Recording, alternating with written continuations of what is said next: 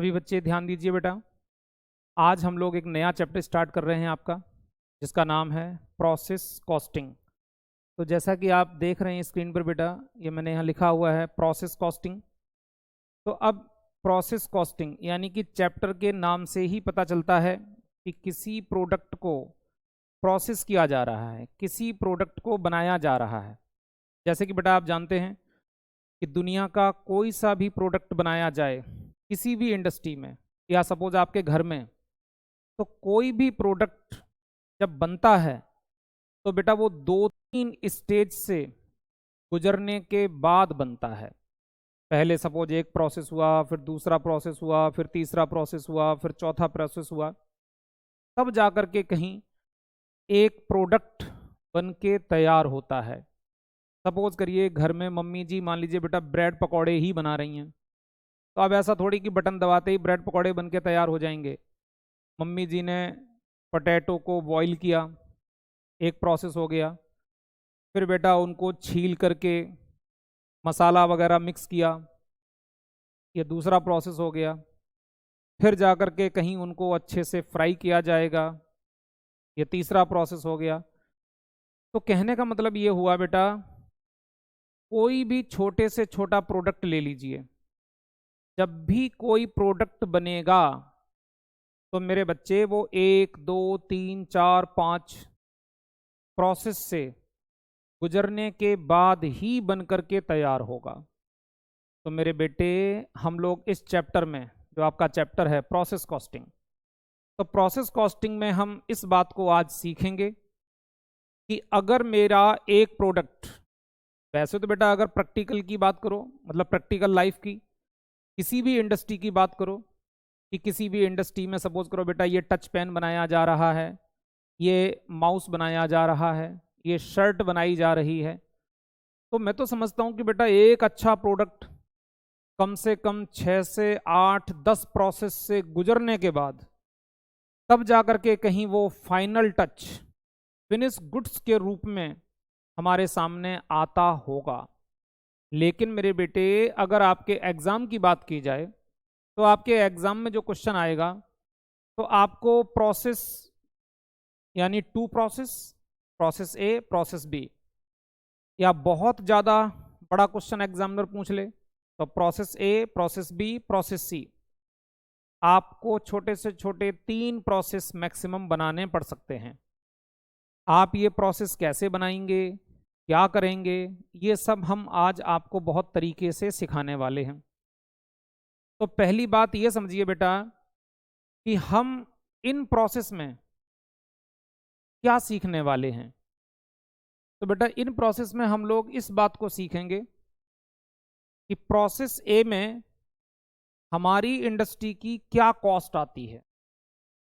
जब हमारा product a process से निकल करके कंप्लीट हो करके जब बी प्रोसेस में जाता है, तो उस बी प्रोसेस में जाकर के उस पर फिर नया काम चालू होता है, नए वर्कर, नए तरीके की कॉस्ट जनरेट होती है, खर्च होती है।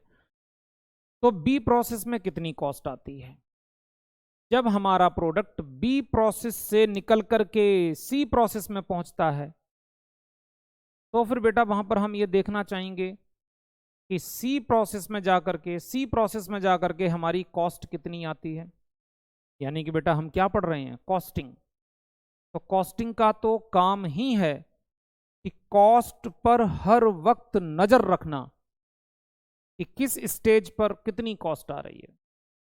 अगर सिंपल सी बात है बेटा, हमारे ए प्रोसेस में कॉस्ट ज़्यादा आई, तो हम ए प्रोसेस वाले लोगों को, वहाँ के सुपरवाइजर को, वहाँ के इंचार्ज को, हम माने मैनेजमेंट, हम लोग टाइट करेंगे कि भाई क्या हो रहा है तुम्हारे डिपार्टमेंट में, अरे काम तुम लोग यार जरा सा करते हो, खर्चे तुमने इतने कर डाले, ऐसे तो हमारा प्रोडक्ट, ये हमारी शर्ट जो बन के तैयार हो रही फैक्ट्री में, ये बहुत महंगी हो जाएगी। जब इसकी कॉस्ट ही ज़्यादा आएगी तो फिर प्रॉफिट कहाँ से होगा। तो सिंपल सी बात है, हर प्रोसेस पर नज़र रखी जाएगी। जैसे मान लीजिए बेटा अगर मैं यहाँ पर ये कहूँ कि हमारा ये प्रोसेस प्रोसेस ए है, मान लीजिए बेटा ये प्रोसेस ए है, यहां पर mister A, mister B, mister C, ऐसे करके या बच्चे यहां पर ये 3 लोग हैं जो काम करते हैं। माइंड सेट करिए, अपनी फैक्ट्री में ये शर्ट बनाई जा रही है, तो प्रोसेस ए में मैंने एज्यूम किया कि कपड़े की कटिंग होती है, कि शर्ट किस साइज की बनेगी, 40 साइज की बनेगी, 42 साइज की बनेगी, किस साइज की शर्ट बनेगी। तो कारीगर कपड़े की कटिंग करने में लगे हैं, इनका काम है कपड़े को काटना। चलो बेटा, ये ए बी सी हमारे वर्कर्स ने ढेर सारे कपड़े की कटिंग कर करके ढेर लगा दिए, इन्होंने अपना सारा काम खत्म कर दिया। तो बेटा जब प्रोसेस ए का काम कंप्लीट हो जाएगा तो आप जानते हैं बेटा जी, तो फिर प्रोसेस अब बी का काम चालू होगा। ठीक है, अब प्रोसेस बी का काम चालू होगा। प्रोसेस बी में भी सपोज करो बेटा हमारे यहाँ पर एक्स वाई जेड ऐसे करके 3-4 वर्कर हैं, कारीगर हैं। अब प्रोसेस बी में जाकर के बेटा जी शर्ट की स्टिचिंग हो रही है, शर्ट की सिलाई हो रही है, शर्ट सिली जा रही है। चलो बेटा, इन्होंने ढेर सारी हजारों हजार शर्ट सिल करके रेडी कर दी और कह रहे हैं कि मेरा काम कंप्लीट हो गया। अब बेटा ये वाला काम अब ये अगले प्रोसेस में ट्रांसफर हो गया। सपोज ये आ गया बेटा प्रोसेस सी में आ गया। अब प्रोसेस सी में आकर के बेटा इस पर कुछ और नया काम हो रहा है, इसकी फिनिशिंग हो रही है। जैसे आप जानते हैं कि शर्ट के सिलने के बाद अब शर्ट में जगह जगह धागे लगे रह गए छोटे छोटे से, उनको निकाला जा रहा है, शर्ट की अच्छे से धुलाई हो रही है, बढ़िया सी प्रेस की जा रही है, अच्छे से पैकिंग की जा रही है, एंड रेडी फॉर सेल। और वो शर्ट अब बिकने के लिए मार्केट में तैयार है सपोज। ठीक है, बिकने के लिए तैयार है। तो पॉइंट आया बेटा, यहाँ के कारीगर ने हमारे प्रोडक्ट की फिनिशिंग कर दी, प्रोडक्ट की फिनिशिंग कर दी, प्रोडक्ट बिकने के लिए तैयार है। तो बेटा जी एज ए मैनेजमेंट, यानी कि हमारा काम ये होगा, हम अपने हर डिपार्टमेंट पर नज़र रखेंगे कि हमारे किस डिपार्टमेंट में कॉस्ट कितनी आ रही, किस डिपार्टमेंट में कॉस्ट कितनी आ रही। जहाँ कॉस्ट कम आ रही है वो डिपार्टमेंट अच्छा है, वहाँ के वर्कर को शाबाशी दी जाएगी, बोनस दिया जाएगा। जिस डिपार्टमेंट में कॉस्ट ज़्यादा आ रही है, अननेसेसरी कॉस्ट आ रही है जो आनी नहीं चाहिए, तो यानी कि उस डिपार्टमेंट को टाइट किया जाएगा, पेनल्टी तक लगाई जा सकती है।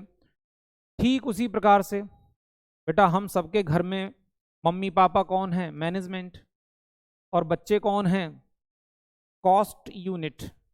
बच्चे कौन है? कॉस्ट यूनिट, जो हर दिन कॉस्ट जनरेट करते हैं, कॉस्ट जनरेट करते हैं, पैसे मांगते हैं, मुझे इस काम के लिए पैसे दो, मुझे इसके लिए पैसे दो। तो बेटा देखा जाता है कि घर में कोई एक ऐसा बच्चा है, ठीक है, बच्चा या बच्ची, जो खर्चा बहुत कम करता है, कोई फालतू का खर्चा नहीं। मम्मी पापा बड़े खुश रहते हैं, ये मेरा बड़ा प्यारा बच्चा है, फालतू के कोई खर्चे ही नहीं करता है। और एक बच्चा घर में ऐसा है जैसे आए दिन पैसे चाहिए, आए दिन पैसे चाहिए, अरे मम्मी पापा परेशान। तो वो कभी कभी उस बच्चे को डांटते हैं और कहते हैं बेटा अपनी सिस्टर से, अपनी बहन से कुछ सीखो, देखो इसको 100 रुपये दिए थे 1 महीने पहले, अभी भी वो 100 रुपये अपनी मुट्ठी में बंद करके बैठी है, खर्च नहीं किए हैं। तो कहने का मतलब है देखो यहाँ पर क्या हो रहा है, कंपैरिजन हो रहा है। तो बेटा ठीक इंडस्ट्री में, हमारी इंडस्ट्री में भी हम ये चीज़ देखते हैं कि process A, process B, process C, process D, जितने भी हमारे प्रोसेस हैं फैक्ट्री के अंदर, मैनेजमेंट हर प्रोसेस पे नज़र रखता है। और हम कॉस्ट अकाउंटेंट ये प्रोसेस बना के तैयार कर रहे हैं कि किस प्रोसेस में हमारी कितनी कॉस्ट आ रही है, कितनी कॉस्ट आ रही है। हमारा ये काम है कि कॉस्ट का कैलकुलेशन करना। अब बेटा कॉस्ट कैसे कैलकुलेट होगी? Very simple. जैसे आप जानते हैं ऑल एक्सपेंसेस आर डेबिट, सारे खर्चे डेबिट होते हैं। तो यहाँ माना कि कोई बहुत बड़ा जर्नल एंट्री का बेस नहीं है, बहुत ज़्यादा डेबिट क्रेडिट नहीं करेंगे हम, बट अकाउंटिंग कंसेप्ट ही यहाँ पर भी रहेगा। तो आप जरा अब क्वेश्चन नंबर 1 देखिए सभी बच्चे। हम लोग क्वेश्चन नंबर 1 को बेस बना करके चलेंगे। माना कि क्वेश्चन नंबर 1 थोड़ा सा बड़ा है, लेकिन इतना अच्छा है एक क्वेश्चन ही काफ़ी है।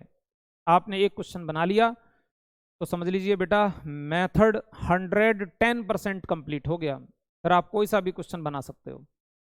इस चैप्टर में नॉर्मली हम लोग दो प्रकार के क्वेश्चन बनाएंगे, दो मेथड हैं। तो अभी हम लोग फर्स्ट मेथड की तरफ चल रहे हैं। तो बेटा क्वेश्चन देखिए, ये रहा आपका प्रोसेस कॉस्टिंग और क्वेश्चन है बेटा, क्वेश्चन मैं पढ़ता हूं, देखिए क्या लिखा है।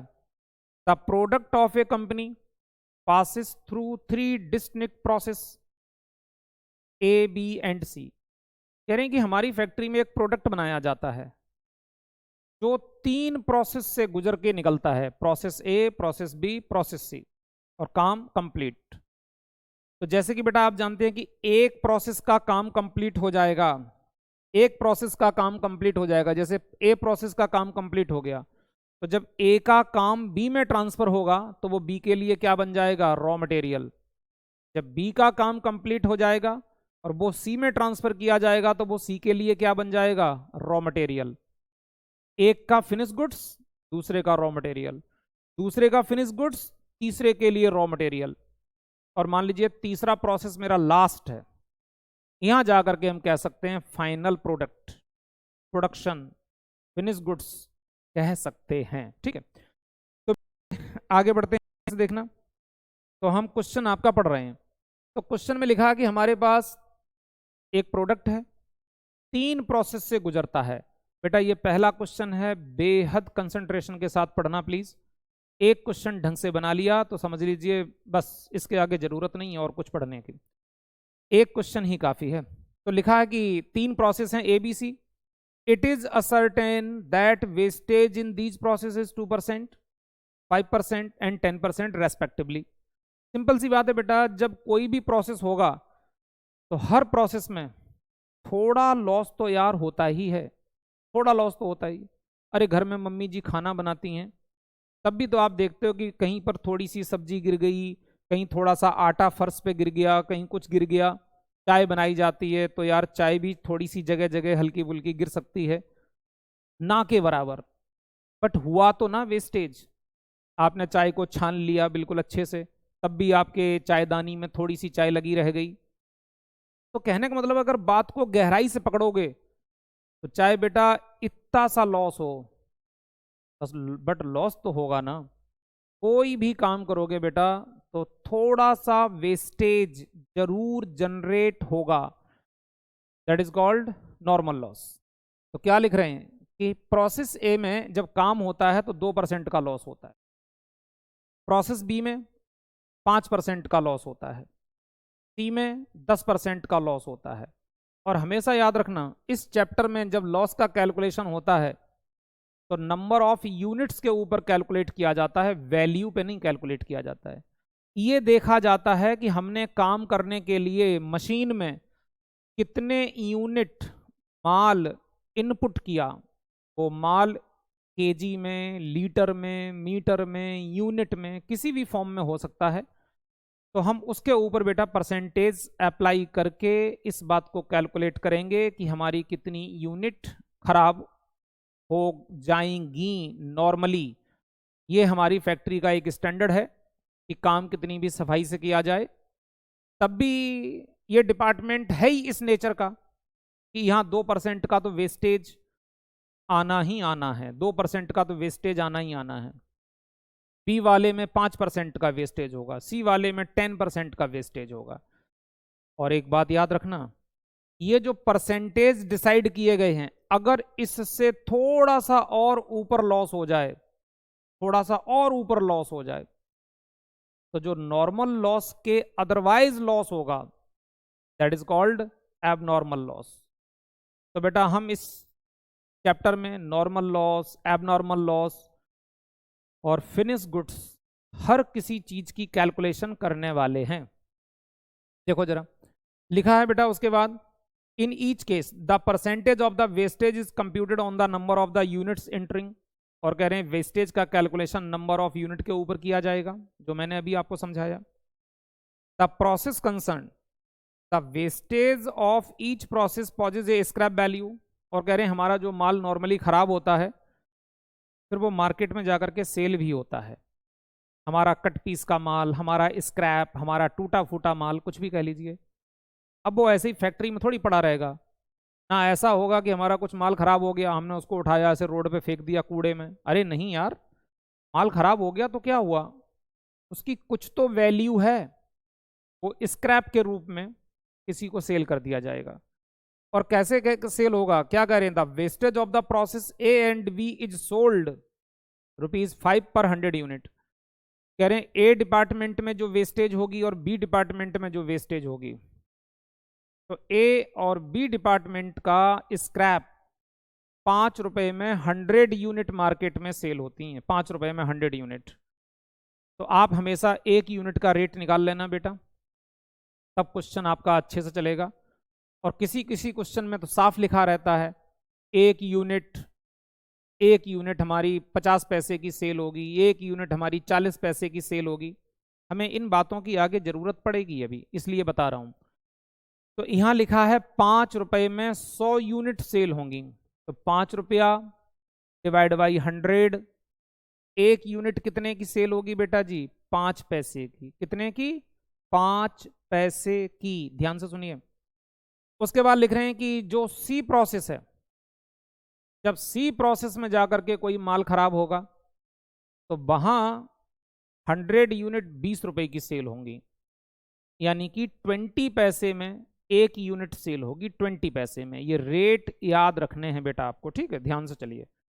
उसके बाद लिखा है अदर इंफॉर्मेशन। क्या अदर इंफॉर्मेशन, कि मटेरियल कंज्यूम हुआ ए बी सी डिपार्टमेंट में 4000, 2000, 1000 का। डायरेक्ट लेबर 6000, 4000, 3000 का। मैन्युफैक्चरिंग एक्सपेंस 1000, 1000 और 1500 का खर्च होगा। अब नीचे जो लाइन लिखी है बड़ी काम की है लाइन। क्या लिख रहे हैं, 20,000 units have been issued to process A at a cost of ₹8,000। कह रहे हैं प्रोसेस ए में जो पहला प्रोसेस है, कह रहे हैं कि उसमें 20,000 यूनिट माल इनपुट किया गया, ₹, है। आप कहोगे सर ये नीचे भी लिखा हुआ है मटेरियल और ये टेबल के अंदर भी लिखा हुआ है मटेरियल, सर जी ये दो दो बार क्यों लिखा है? मैंने कहा बेटा जो पहली बार पहले प्रोसेस में डाला जाता है वो कहलाता है डायरेक्ट मटेरियल। डायरेक्ट, जिसमें क्वांटिटी भी होती है, अमाउंट भी होता है।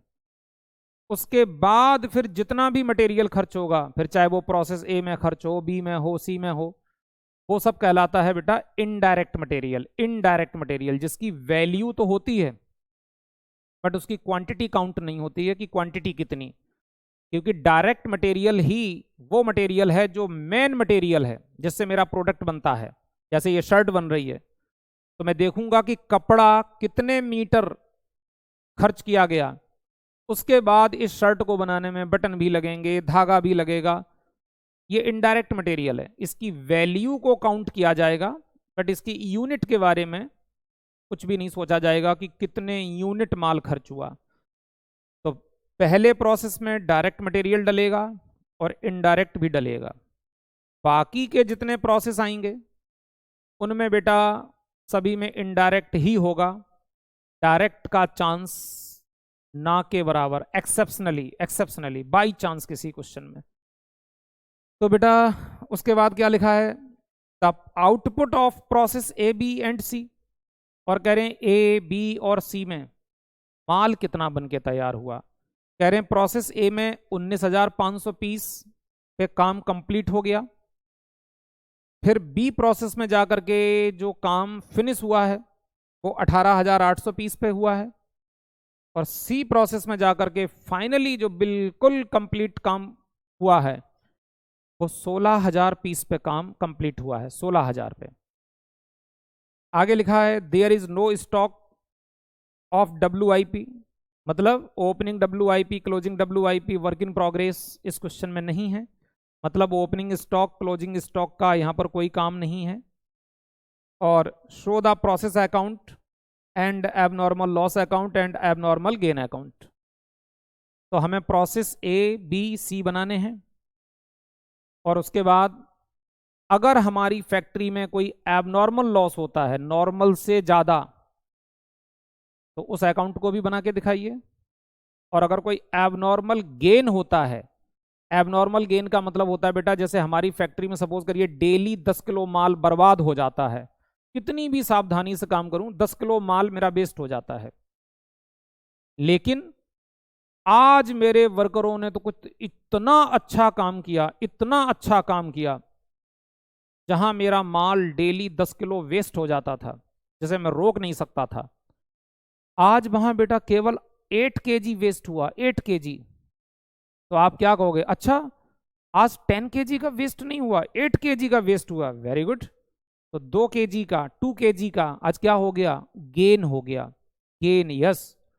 तो बाई चांस बेटा जी अगर ऐसा हो कि जो हमारा नॉर्मल लॉस का जो परसेंटेज है कि इतना लॉस तो होता ही होता है, कोई रोक नहीं सकता, लेकिन आज हमारे वर्करों ने तो पता नहीं कितना मन लगा के, कितने अच्छे से, कितनी बेहतर तरीके से काम किया कि हमारा नॉर्मल लॉस से भी नीचे लॉस आ गया।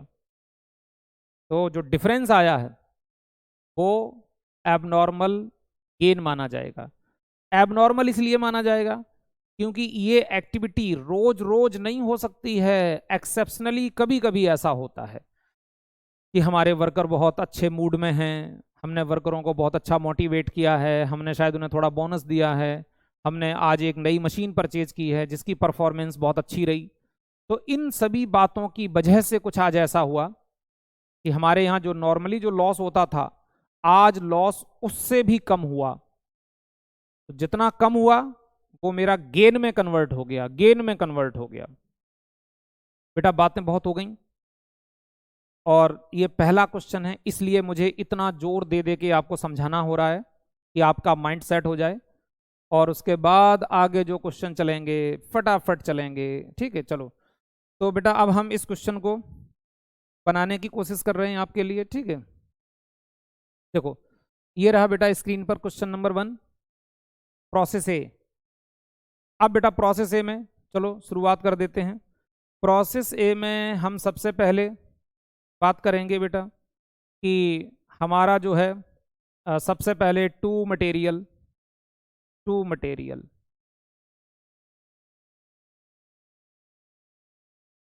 सबसे खास बात है जैसे प्रोसेस ए बनेगा वैसे ही बी बनेगा, वैसे ही सी बनेगा, एक जैसा काम होगा, एक जैसा।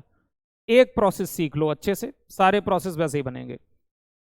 तो बेटा यहां पर हमने 20,000 यूनिट मशीन में डाली जिनकी कीमत 8,000 रुपए थी, ठीक है। इसके बाद बेटा फिर नीचे टेबल में लिखा है टू मटेरियल,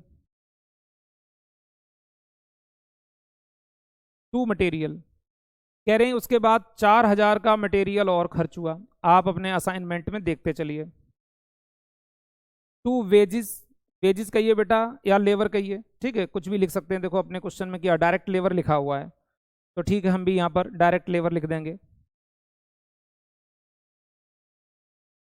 डायरेक्ट लेबर। हमारा डायरेक्ट लेबर कितना खर्च हुआ बेटा, 6,000 का खर्च हुआ। इसके बाद बेटा जी फिर हमारा मैन्युफैक्चरिंग एक्सपेंस है, मैन्युफैक्चरिंग एक्सपेंस है, ये खर्चा हुआ है 1,000 का, 1,000 का खर्च हुआ। तो कुल मिलाकर के हम कह सकते हैं कि हमने यहां पर बेटा 20,000 यूनिट पे काम किया और हमारी जो टोटल कॉस्ट आ रही है वो 19,000 आ रही है, 19,000। अब जरा क्रेडिट साइड में आओ बेटा, इधर की तरफ को लिखा जाता है बाय नॉर्मल लॉस, ठीक है। यहां हम लिखेंगे नॉर्मल लॉस कि हमारा जो बता रहे थे क्वेश्चन में 2% का, बाय नॉर्मल लॉस,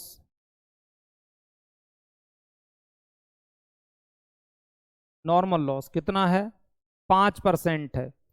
किसके ऊपर निकाला जाएगा, जो यूनिट इनपुट की हैं। तो मैंने 20,000 यूनिट डाली थी मशीन में, तो 20,000 का 5%, ठीक है। तो यानी कि बेटा 20,000 का 5%, तो कुल मिलाकर के हमारा यहाँ 5 नहीं, सॉरी, यहाँ तो बेटा 2% का लॉस था, ठीक है, 5 तो बी वाले में है, यहाँ तो अपना 2% का लॉस है। आप एक बात सोच सकते हो, आप ये कहोगे सर जी लॉस तो डेबिट होता है, आप क्रेडिट साइड में लिख रहे, ये लॉस तो डेबिट में ले जाओ। तो बेटा मैं यहाँ पर कोई ट्रेडिंग अकाउंट पीएल अकाउंट थोड़ी बना रहा हूँ, आगे चल करके एक क्वेश्चन कराऊंगा जहाँ पर हम पीएल अकाउंट बनाएंगे, प्रॉफिट एंड लॉस अकाउंट, वहाँ डेबिट में लाएंगे। यहाँ मेरा पर्पज क्या है कि मैंने डेबिट साइड में 20,000 यूनिट मशीन में इनपुट किए, क्रेडिट साइड में 20,000 का 2% यानी 400 यूनिट वेस्ट हो गए, तो ये ऑटोमेटिकली देखो अपोजिट साइड में आ गए, तो माइनस होकर के 19,600 रह गए। तो माना जाएगा कि हमने 19,600 पीस के ऊपर फाइनली काम किया है, इसलिए इन्हें मुझे अपोजिट साइड में लाना पड़ रहा है। उसके बाद बेटा फिर लिखा जाएगा वाई एबनॉर्मल लॉस, ये फॉर्मेट याद कर लो बेटा, ऐसे ही चलेगा।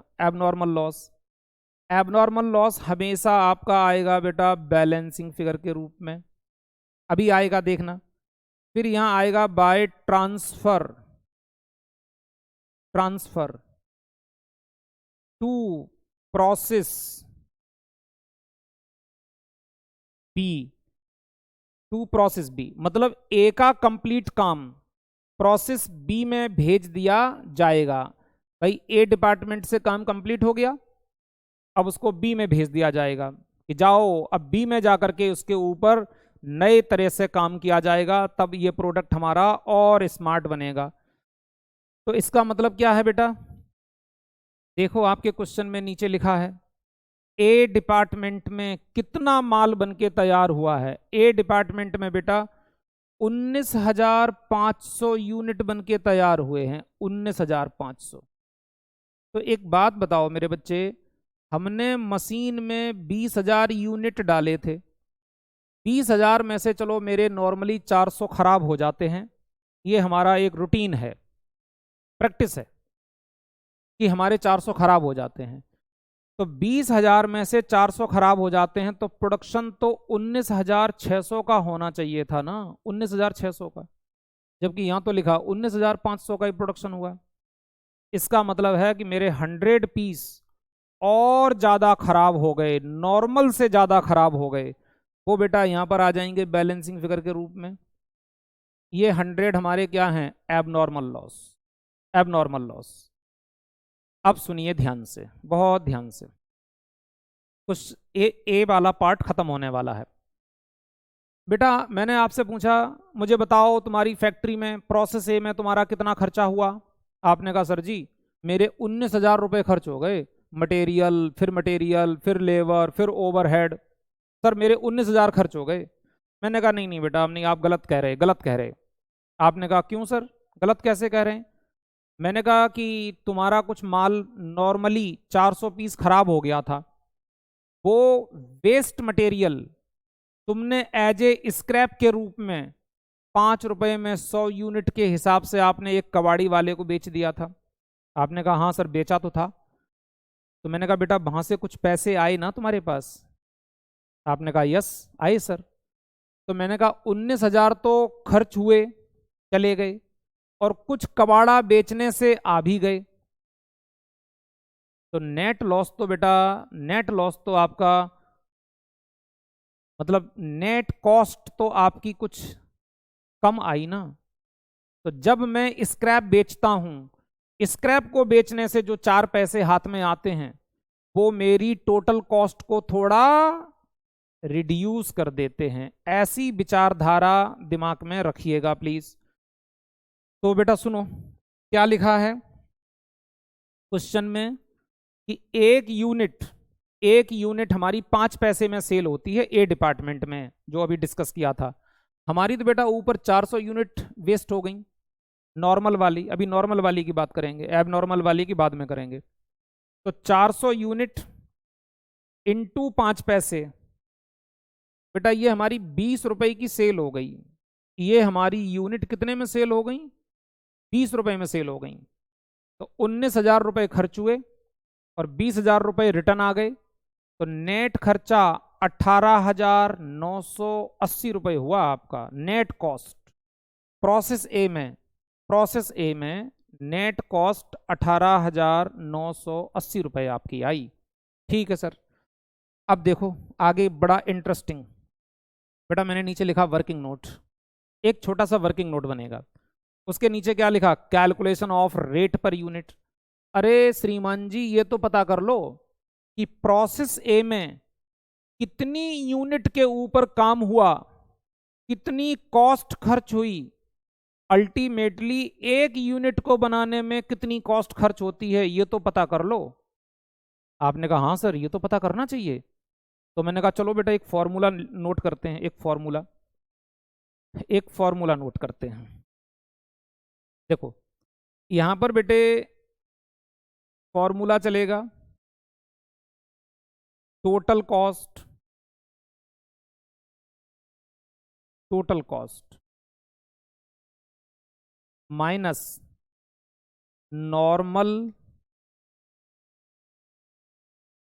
Scrap sale. जो माल मेरा नॉर्मली खराब हुआ है, स्क्रैप हुआ है, उसको फिर हमने बेच दिया। ठीक है, उसको बेच दिया। और बेटा जी डिवाइड बाई टोटल यूनिट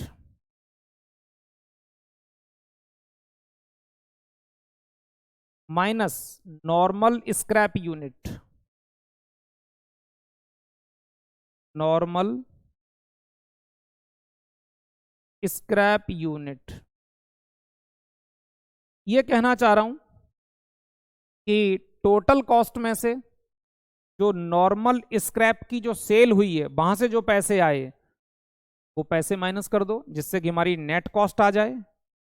और आपने टोटल जो यूनिट 20,000 मशीन में डाली थी बनने के लिए, उनमें से जो नॉर्मली खराब हो ही जाती हैं, जिन्हें कोई रोक नहीं सकता है, उनको भी हटा दो। क्योंकि आपने डेफिनेटली नहीं माना जाएगा कि आपने 20,000 पीस पे काम किया। अरे आपके 400 पीस तो नॉर्मली खराब हो ही जाते हैं, तो बचते कितने हैं कायदे में? 19,600। माना कि प्रोडक्शन 19,500 का हुआ, बट वैसे हमारी विचारधारा क्या थी? 400 पीस मेरे खराब हो जाते हैं तो मुझे काम कितने पे करना पड़ेगा? फाइनली 19,600 पे काम करना पड़ेगा। तो नॉर्मल वाले की सेल हटा दो, नॉर्मल वाली यूनिट हटा दो, उसके बाद जो एक्चुअल वाला रह गया, actual cost, actual production, normal वाले को हटा करके तब जा करके निकल के आता है रेट पर यूनिट। जैसे मान लीजिए बेटा आप मार्केट से सपोज करिए एक गड्डी में आप मान लीजिए बेटा 1,000 किलो टमाटर खरीद के लाते हैं। अब आपको मालूम है यार, जब तक 1,000 किलो मंडी से खरीद करके हम अपनी फैक्ट्री तक लेकर के जाएंगे, रास्ते में गाड़ी हमारी थोड़ी गड्ढे खड्डे में कूदती फांदती हुई जाएगी। तो फैक्ट्री में जब टमाटर पहुंचेगा तो पक्की बात है 1,000 किलो नहीं पहुंचेगा, क्योंकि बेटा रास्ते में इतने गाड़ी में ठीक है झटके लगते हुए गाड़ी फैक्ट्री पहुंची। उम्मीद करता हूं कि 10 किलो तो टमाटर का बिल्कुल हलवा बन जाएगा बेटा, खराब हो जाएंगे। तो यहां पर भी बिजनेसमैन ये मान के चलता है कि 1,000 किलो खरीदेंगे तो फैक्ट्री में 990 किलो ही माल पहुंचेगा। तो फिर मैं 990 को ही बेस बनाऊंगा। जो नॉर्मली खराब हो ही जाता है, अरे उसकी काउंटिंग क्या करना है यार, उसकी क्या काउंटिंग करना, उसको हटाओ। इसीलिए बेटा मैं यहां से नॉर्मल वाला हटाता हूं। ठीक है, चलिए। वैसे तो यार ये फॉर्मूला 1 सेकंड में बच्चे को समझाया जा सकता है, बेटा ये फॉर्मूला है याद कर लो। बट मैं याद नहीं कराना चाहता हूं, मैं समझाना चाहता हूं कि नॉर्मल वाले को माइनस क्यों किया जाता है। अब देखो इसके आगे बेटा हमने रखा, ध्यान से देखिए, टोटल कॉस्ट हमारी कितनी है बेटा? 19,000 माइनस 20 रुपये डिवाइड बाई यूनिट कितनी है? 20,000। नॉर्मली खराब कितनी हो जाती हैं? 400। इसको करके बेटा जब आप रेट निकालोगे तो ये आएगा 0.96836। 96836। एक पीस को बनाने में इतना खर्चा आता है। तो बेटा जी ये जो रेट निकला है ना, इस रेट को कस के याद करना दिमाग में कि ये रेट कहाँ कहाँ अप्लाई होगा। ये रेट अप्लाई होगा आपके प्रोडक्शन पे, आपके एबनॉर्मल लॉस पर। एबनॉर्मल लॉस को भी मैं यहां पर प्रोडक्शन की तरह से मानूंगा। मैं अपने वर्कर को क्या बोलूंगा, ए मिस्टर वर्कर इधर आओ, ये जो 100 पीस खराब हो गए ना एबनॉर्मली, ये खराब नहीं होने चाहिए थे, इन्हें अच्छे प्रोडक्शन में कन्वर्ट होना चाहिए था, क्योंकि हमारे नॉर्मली 400 पीस खराब होते हैं और ये 100 पीस एक्स्ट्रा जो खराब हो गए हैं, ये भी बिल्कुल प्रोडक्शन होते होते होते होते लास्ट स्टेज में ही जाकर के खराब हुए हैं प्रोसेस ए में। तो माना जाएगा कि उन पर भी उतना ही खर्चा हुआ है जितना एक अच्छे प्रोडक्ट के ऊपर होता है। तो बेटा हम एबनॉर्मल लॉस की कॉस्ट निकालेंगे कि इन 100 पीस के ऊपर मेरी फैक्ट्री की क्या कॉस्ट लग चुकी थी जो बर्बाद हो गई, और वो कॉस्ट फिर मैं अपने वर्कर से, सुपरवाइजर से चार्ज करूंगा, उसकी सैलरी में से काटूंगा। तब उसका दिमाग ठिकाने आएगा कि यार अगर हमने माल ज़्यादा बर्बाद कर दिया तो मेरा बॉस मेरी सैलरी में से पैसे काट लेता है। तो अगर नॉर्मल लॉस होता है वो तो कोई रोक ही नहीं सकता, वो तो मशीन के प्रोसेस में इतना तो खराब यार हो ही जाता है, उसके लिए किसी की गलती नहीं है, कोई पेनल्टी नहीं। लेकिन जब नॉर्मल से ऊपर लॉस होगा जो होना नहीं चाहिए था, तो वो वर्कर की नेग्लिजेंसी के कारण से हुआ, तो हम उसकी कॉस्ट फाइंड आउट करेंगे और वो कॉस्ट वसूल करेंगे अपने वर्कर से। तब हमारा एबनॉर्मल लॉस कंट्रोल में रहेगा। जैसे बेटा अगर आपके घर में आपसे कोई नॉर्मल मिस्टेक हो जाए, छोटी सी नॉर्मल सी गलती हो जाए, तो क्या उसी गलती पे आपकी धुलाई चालू हो जाती है? बिल्कुल नहीं। अरे मम्मी पापा भी देखते हैं कि हाँ यार चलो ये तो जस्ट नॉर्मल है, बच्चे हैं, कोई बात नहीं, ठीक है ऐस करो बेटा। और अगर आपने कुछ भयानक सी गलती कर दी, एबनॉर्मल गलती, एबनॉर्मल, फिर तो समझ सकते हो, ठीक है, फिर तो बढ़िया वाली फिर धुलाई चालू हो जाती, मम्मी के हाथ में जो आ गया, ठीक है, बस धो डाला, मतलब उस आइटम से आपकी पिटाई कर दी, ठीक है, खाना बना रही तो बेलन लेके ही शुरू हो गई। तो एबनॉर्मल मिस्टेक चार्जेबल होती है। तो इसीलिए बेटा मैं यहाँ पर एबनॉर्मल की भी कैलकुलेशन इसी रेट से करूंगा।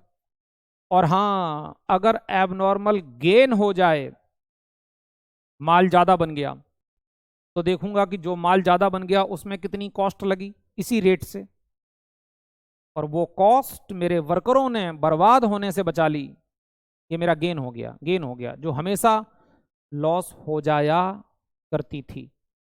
तो एबनॉर्मल गेन, एबनॉर्मल लॉस और प्रोडक्शन, सिर्फ और सिर्फ इन 3 जगह ये वाला रेट अप्लाई होता है बेटा, जो हमने कैलकुलेट करके आपको दिखाया। तो चलो मेरे बच्चे फटाफट शुरुआत करते हैं। शुरुआत मीन्स इस वाले प्रोसेस को कंप्लीट करते हैं। ये जो रेट आया है, ये रेट हम अप्लाई करने वाले हैं कहाँ कहाँ, आपके प्रोसेस पर यानी प्रोडक्शन पर। ये रहा प्रोडक्शन 19,500 और 100। तो देखो बेटा हमारा रेट है 0.96836, इसको 100 यूनिट पे अप्लाई किया तो ये आ रहा 96 रुपया 83 पैसा।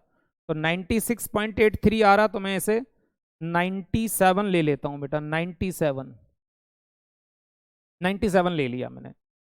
इसके बाद फिर यही वाला रेट मैंने अप्लाई किया 19,500 के प्रोडक्शन पे, तो 18,883 83। अब इसका टोटल करेंगे बेटा, तो बिल्कुल बराबर बराबर दोनों तरफ एकदम बराबर बराबर आना चाहिए। 19,000 ये मैच कर गया। अब ये मत कहना बेटा ये सर आपका जो नीचे रेट आया 96,836, सर इसको राउंड कर दो ना, 97 कर दो इस रेट को। तो याद रखना बेटा रेट कभी भी राउंड नहीं किया जाता है, क्योंकि मैंने रेट को राउंड करने में एक 10 पैसा 20 पैसा 5 पैसा बढ़ा दिया या घटा दिया। अब सोचो जब ये वाला रेट हजारों यूनिट के ऊपर अप्लाई किया जाएगा तो कितना बड़ा अमाउंट का डिफरेंस खड़ा हो जाएगा। तो रेट हमेशा वही लिखा जाता है जो कैलकुलेटर में आएगा। फिर मल्टीप्लाई करने के बाद जो वैल्यू आएगी वो मेरे को वन टाइम नोट करनी, वन टाइम। जैसे अभी मेरे ऊपर 97 की जगह 96.83 पैसा आ रहा था, तो मैंने वहां 96 की जगह 97 ले लिया, एक बार ही इंक्रीज किया, तो वो एक्सेप्टेबल है। तो वैल्यू को राउंड किया जा सकता है, रेट को राउंड नहीं किया जा सकता है। याद रखना मेरे बच्चे, ऐसी गलतियां मत कर देना कभी कहीं। चलो ये प्रोसेस कंप्लीट हो गया। अब बेटा प्रोसेस ए का बना हुआ माल अब प्रोसेस बी में ट्रांसफर हो जाएगा। ठीक है, तो ये हमारा डेबिट साइड में आ जाएगा। यहां पर क्या लिखूंगा, टू ट्रांसफर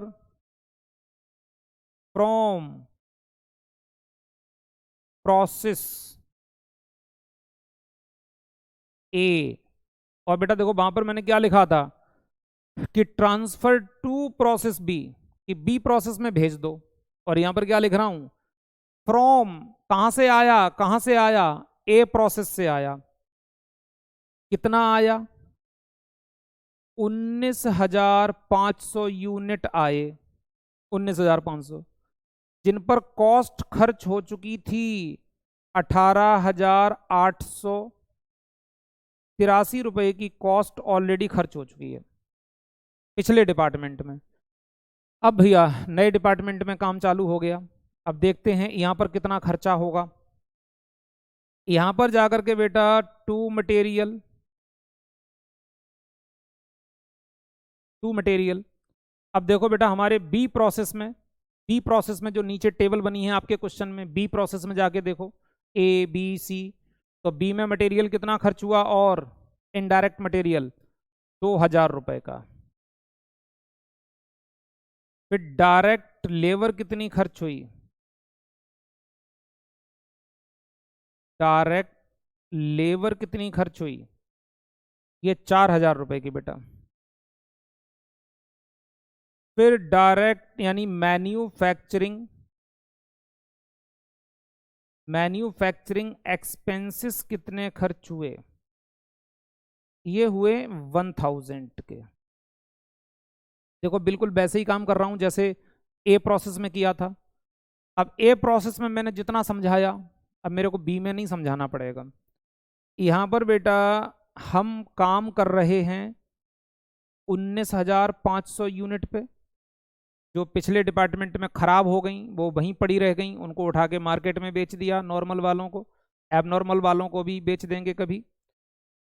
अब अगले प्रोसेस में कितनी आई, 19,500 आई, कुछ यहाँ खराब हो जाएंगी, फिर जो फ्रेश बचेंगी वो सी डिपार्टमेंट में जाएंगी। ठीक है, तो बेटा यहाँ पर हमारी टोटल कॉस्ट आ गई 26,267। लेकिन पहले क्रेडिट साइड को कंप्लीट कर लूँ।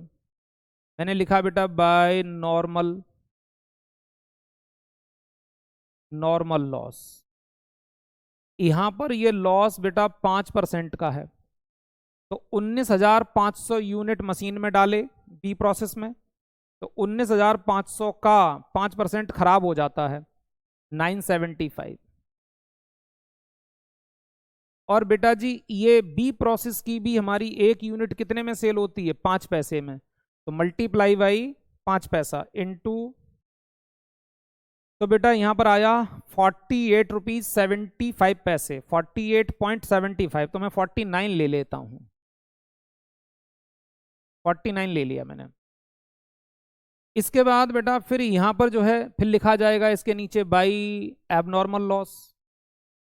लेकिन यार इस कुछ इस वाले पार्ट में मुझे दिखाई दे रहा है कि यहां पर मेरा एबनॉर्मल गेन आ रहा है, तो 2 मिनट रुक जाओ, पहले मैं यहां पर लिखता हूं, पहले मैं बाय प्रोडक्शन लिखता हूं, बाय ट्रांसफर टू प्रोसेस सी, कि अब बी का बना हुआ माल सी में भेज दिया जाएगा। तो देखना बेटा बी में कितना माल बना है, बी वाले डिपार्टमेंट में क्वेश्चन में बिल्कुल नीचे जाके देखो, नीचे जाके लिखा है 18,800 पीस बने हैं, 18,800 बने हैं। तो अगर बेटा मैं इधर क्रेडिट साइड का टोटल करूं तो आपको एग्जाम में ये देख के चलना पड़ेगा कि बैलेंस किधर आ रहा है। तो बेटा 975 तो हमारे नॉर्मली खराब हो जाते हैं, 975, तो बेटा 19,500 में से अगर 975 खराब हो जाते हैं तो प्रोडक्शन होना चाहिए 18,525 यूनिट का। 18,525 यूनिट बनने चाहिए, लेकिन हमारे तो 18,800 बन गए, 800 बन गए। यानी कि हमारी उम्मीद से ज़्यादा प्रोडक्शन हो गया। हमने जो 975 का लॉस सोचा था, लॉस 975 का नहीं हुआ है, कुछ कम हुआ है। तो जितना कम लॉस हुआ है वही मेरा गेन माना जाएगा, वही मेरा गेन माना जाएगा। तो बेटा क्रेडिट साइड का टोटल करो, 975 प्लस 18,800, ये 19,000 यानी 775, 19,775,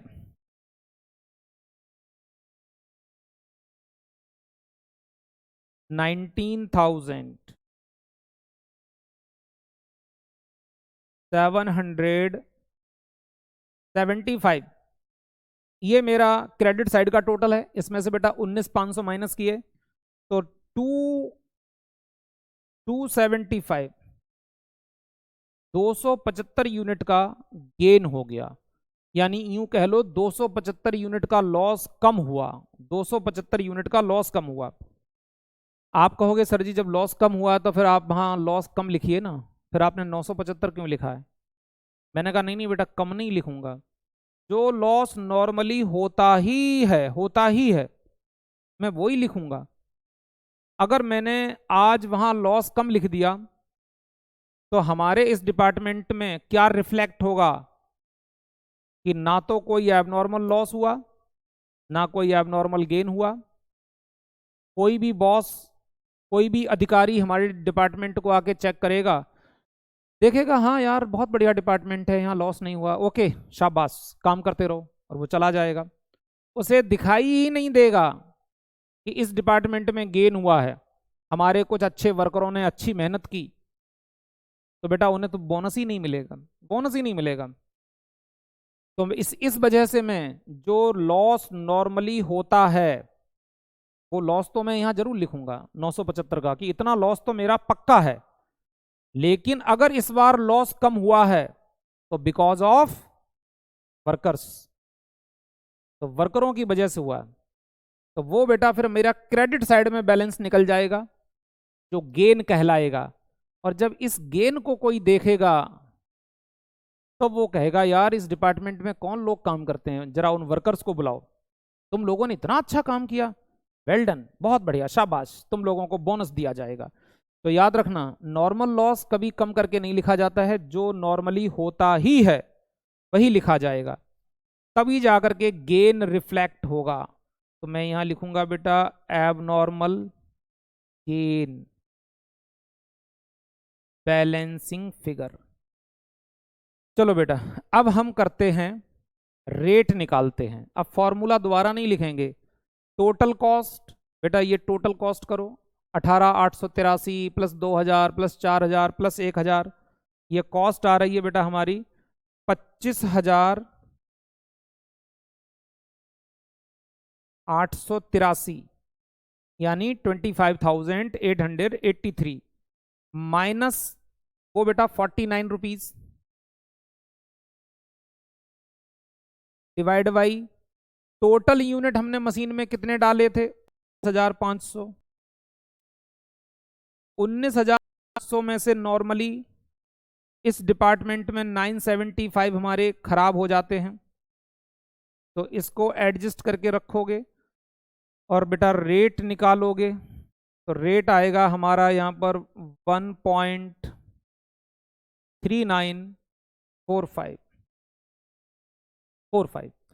तो बेटा पॉइंट के बाद 3-4 डिजिट जरूर लेना, क्योंकि पॉइंट के बाद जितने आप डिजिट ज्यादा लोगे आपका आंसर उतना परफेक्ट आएगा और आपके आंसर में कोई फ्रैक्शन नहीं आएगा, ठीक है, पूरा मैच करेगा। अब बेटा ये वाला रेट 275 यूनिट के ऊपर लगाओ, गेन के ऊपर। मैंने बताया था लास्ट प्रोसेस में कि ये वाला रेट एबनॉर्मल लॉस पे लगेगा, एबनॉर्मल गेन पे लगेगा और प्रोडक्शन पे लगेगा। और एबनॉर्मल गेन और एबनॉर्मल लॉस दोनों एक साथ कभी नहीं आ सकते हैं। ठीक है, कभी लॉस आएगा तो लॉस पे अप्लाई करूंगा, गेन आएगा तो गेन पे अप्लाई करूंगा। तो बेटा 275 यूनिट पे मैंने इसे अप्लाई किया, तो ये मेरा आया 384। और इधर 18,800 यूनिट के ऊपर अप्लाई किया, तो ये आया बेटा हमारा यहाँ 26,218 रुपये। इसके बाद बेटा जी अब आप इसे टोटल करिए, तो दोनों साइड आपका टोटल बिल्कुल बराबर बराबर आ रहा है। 26,000 26,200 26,267।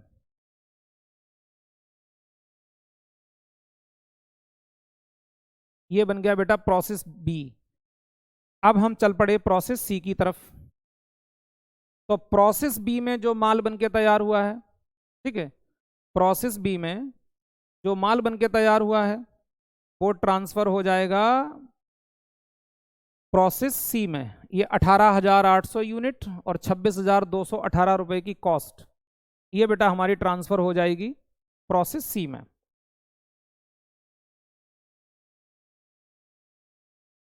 तो यहां पर आ गए बेटे to transfer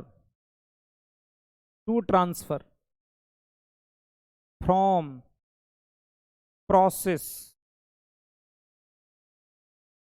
process B. B process से ट्रांसफर होकर के आया है सी में। कितना आया है, कितना आया है? 18,800 यूनिट आए हैं ट्रांसफर होके, जिनकी कॉस्ट थी 26,218 रुपए। 26,218 रुपए जिनकी कॉस्ट थी बेटा, ठीक है। इसके बाद अब सी प्रोसेस में नए सिरे से काम चालू हुआ, तो इसमें इन्होंने फिर खर्च किया क्या? मटेरियल।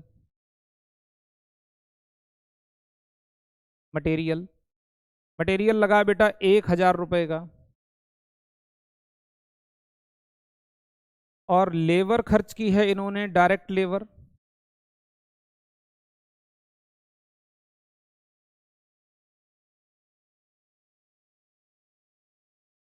डायरेक्ट लेबर खर्च हुआ है बेटा 3,000 रुपए का।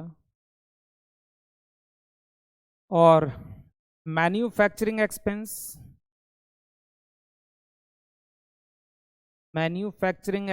जो खर्च हुए हैं वो हुए हैं 1,500 रुपीज के।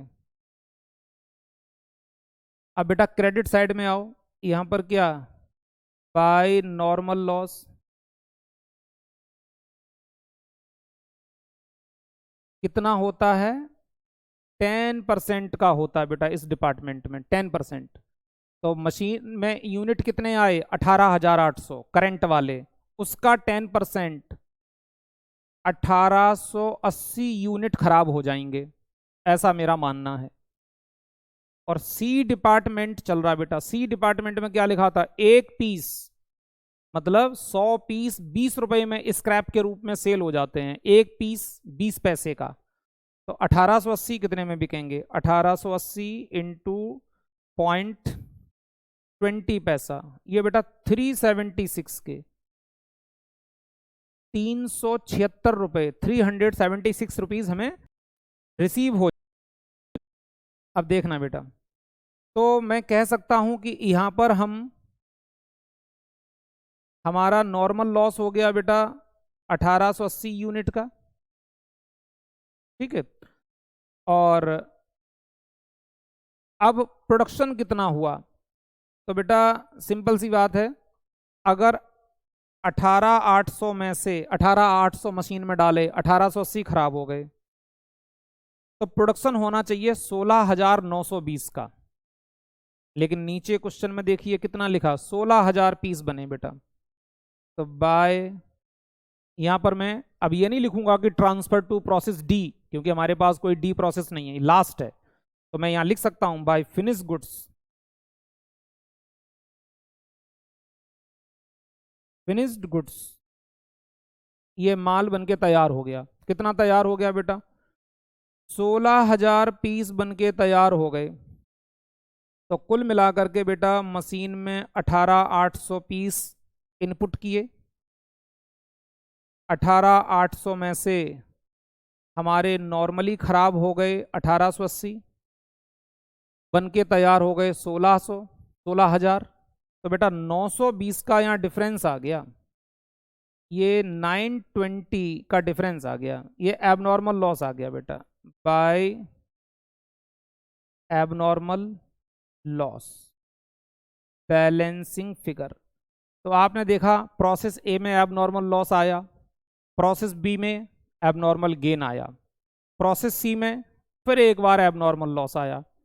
तो मान के चलो कि एग्जामिनर ऐसा ही क्वेश्चन सेट करके देता है कि वो बच्चे से एक बार एबनॉर्मल लॉस की कैलकुलेशन भी देख लेते हैं कि बच्चे को आती है या नहीं आती है, और एक बार एबनॉर्मल गेन की भी कैलकुलेशन करवा लेते हैं। ठीक है, तो ध्यान से बातों को समझिए। अब मेरे बेटे, अब हम जा रहे हैं रेट निकालने। तो जरा डेबिट साइड का टोटल करो, 26,218 प्लस 1,000 प्लस 3,000 प्लस 1,500, ये हमारी कॉस्ट आ रही बेटा, यानी कि 31,718, 31,718 रुपये, 31,718 रुपये। अब बेटा मेरे को निकालने हैं रेट। तो रेट निकालने के लिए हमने टोटल कॉस्ट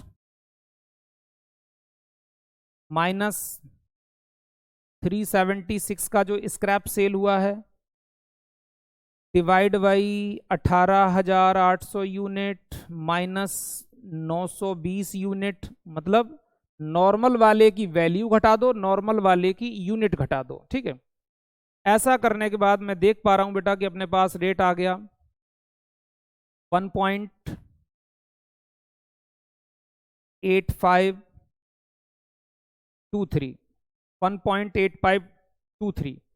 ये वाला रेट 920 यूनिट पे भी अप्लाई करूंगा, 1.8523 920 यूनिट पे अप्लाई करूंगा। तो यहां पर हमारी 1,704 रुपए की कॉस्ट आई बेटा, कि ये माल बनते बनते खराब हो गया लास्ट मोमेंट में, जिस पर 1,704 रुपए की कॉस्ट लग चुकी थी, जो बर्बाद हो गई। फिर बेटा 16,000 पीस बनके रेडी हो गए, एक पीस मेरा 1 रुपये 85 पैसे का बनता है। तो मेरी यहां पर कॉस्ट आ गई बेटा 29,600, यानी कि 38 रुपये।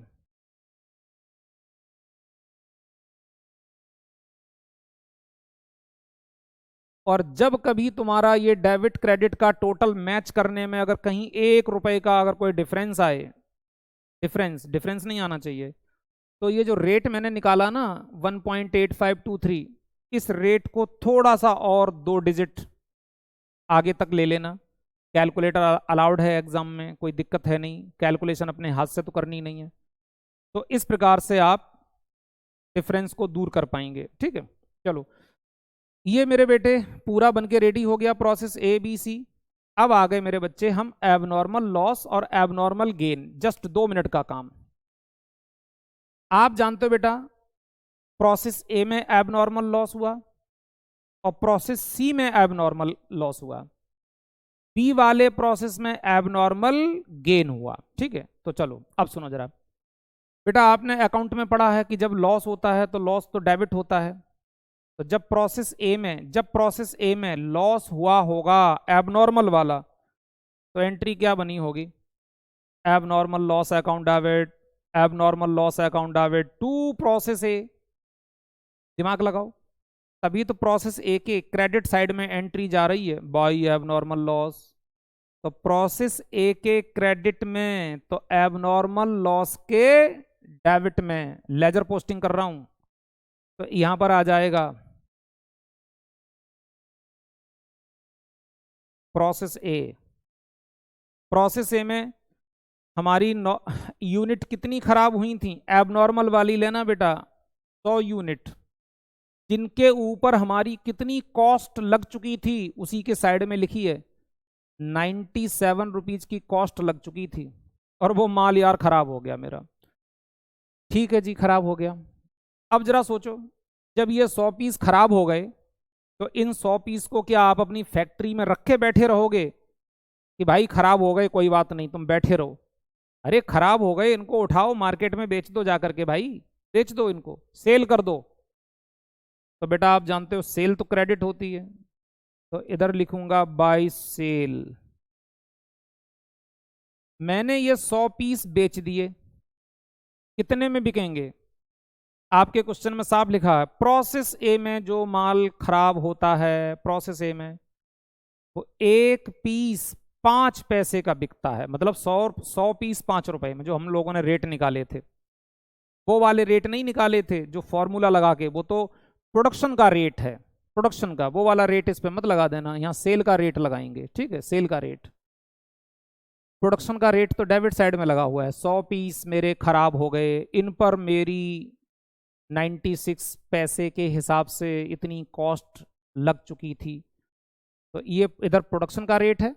और क्रेडिट साइड में इस माल को मैं बेच रहा हूँ मार्केट में स्क्रैप के रूप में, तो यहाँ रेट है बेटा एट द रेट ऑफ 0.05 पैसे के हिसाब से। तो बेटा ये मेरे 5 रुपए के सेल भी हो गए होंगे, ठीक है। 97 रुपीज़ बर्बाद हो गए, 5 रुपए रिटर्न आ गए।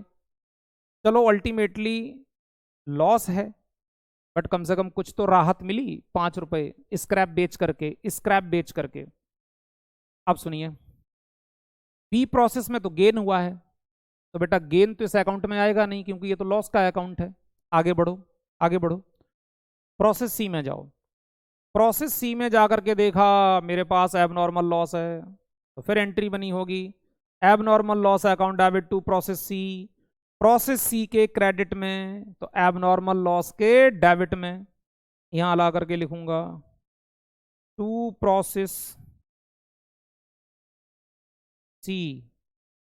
यहां मेरा माल खराब हुआ था एबनॉर्मली, कितनी 920 यूनिट खराब हुई थी, 920, जिन पर मेरी कॉस्ट 1704 रुपए खर्च हो गई थी, 1704। लेकिन बेटा फिर मैंने इन 920 पीस को भी मार्केट में जाकर के बेच दिया होगा by sales at the rate of 0.20, क्योंकि सी डिपार्टमेंट का स्क्रैप 20 रुपए में 100 पीस बिकते हैं, एक पीस 20, एक पीस 20 पैसे का। कई बार हम लोग डिस्कस कर चुके हैं इस बात को। तो 0.2 इंटू 920 यूनिट, 920 यूनिट, तो ये बेटा हमारा सेल हो गया होगा 184 रुपीज। चलो अब एबनॉर्मल लॉस अकाउंट का यार टोटल कर लेते हैं। एबनॉर्मल लॉस की कहानी खत्म हो गई। टोटल मेरी प्रोसेस ए और प्रोसेस सी में मिलाकर के 1020 यूनिट एबनॉर्मली बर्बाद हुई। 1020 दोनों तरफ बिल्कुल बराबर बराबर। अब बेटा हमारी डेबिट साइड में टोटल कॉस्ट कितनी खर्च हुई? हमारी टोटल कॉस्ट खर्च हुई 1801 रुपए। इस माल के ऊपर कॉस्ट खर्च हुई थी, जो माल मेरा एबनॉर्मली खराब हो गया, 1801। कोई बात नहीं, 1801 रुपए की कॉस्ट बर्बाद हुई, लेकिन जब मैंने इस माल को मार्केट में बेचा तो ये दोनों मिला करके 189 के सेल भी हो गए। तो 1801 का लॉस है, माइनस 189 रिकवर हो गए, तो अभी बेटा 1612 रुपए आपके नेट लॉस आ गया। 1612 रुपए का लॉस आ गया। यहां लिख देंगे बाय कॉस्टिंग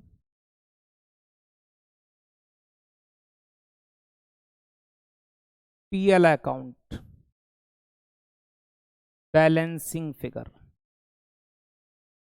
तो बेटा ये 1612 रुपए हमारे फाइनली तीनों प्रोसेस को मिला करके, मतलब दो को कहना चाहिए, ए और सी को मिला करके लॉस हुआ फाइनली 1612 रुपए का। ये लॉस हमारी फैक्ट्री के प्रॉफिट एंड लॉस अकाउंट के डेबिट में ट्रांसफर कर दिया जाएगा, ट्रांसफर कर दिया जाएगा। इसके बाद बेटे ये रहा लास्ट नीचे एबनॉर्मल गेन अकाउंट। तो बेटा लॉस अकाउंट जैसे बनता है, गेन अकाउंट उसका डिट्टो उल्टा बनता है। देखो लॉस को मैंने अभी डेबिट कराया था, तो गेन को क्या कराऊंगा, क्रेडिट। कि मेरी 275 यूनिट, प्रोसेस बी में जाइए, 275 यूनिट मेरी बर्बाद होने से बच गई। इस बार वर्करों ने अच्छा काम किया, तो क्रेडिट साइड में लिखूंगा बाय प्रोसेस सी, सी नहीं बी है, by process B. B process में 275 यूनिट जिन पर कॉस्ट खर्च हुआ करती थी 384 की, 384 की कॉस्ट खर्च होती थी, और फिर वो यूनिट मेरे खराब हो जाते थे, लेकिन इस बार वर्करों ने उन्हें खराब ही नहीं होने दिया। तो मैं कहूंगा मेरी 384 की कॉस्ट बर्बाद होने से बच गई, मुझे गेन हो गया। तो बेटा जब गेन हुआ है तो गेन के साथ में कुछ लॉस भी आता है। जैसे लोग कहते हैं ना कि अच्छाई के साथ बुराई आती है, सुख के साथ में थोड़ा दुख भी आता है। तो इस प्रकार से अगर कहीं कोई परेशानी आती है तो भगवान कुछ सपोर्ट भी भेजता है। तो आपको यहाँ पर बेटा 384 रुपये का फायदा हुआ है। इसके साथ में कुछ निगेटिव भी आपके साथ आया। निगेटिव मालूम क्या, जब आपके ये 275 रुपीस 275 यूनिट मान लो आपकी हर महीने खराब हो जाती थी, तो आपको मौका मिलता था, मौका, कि आप ये 275 यूनिट 5 पैसा पर यूनिट के हिसाब से किसी कबाड़ी वाले को स्क्रैप के रूप में बेचा करते थे। बेचने से जो भी 2-4 रुपए जेब में आते थे, क्या वो आएंगे अब?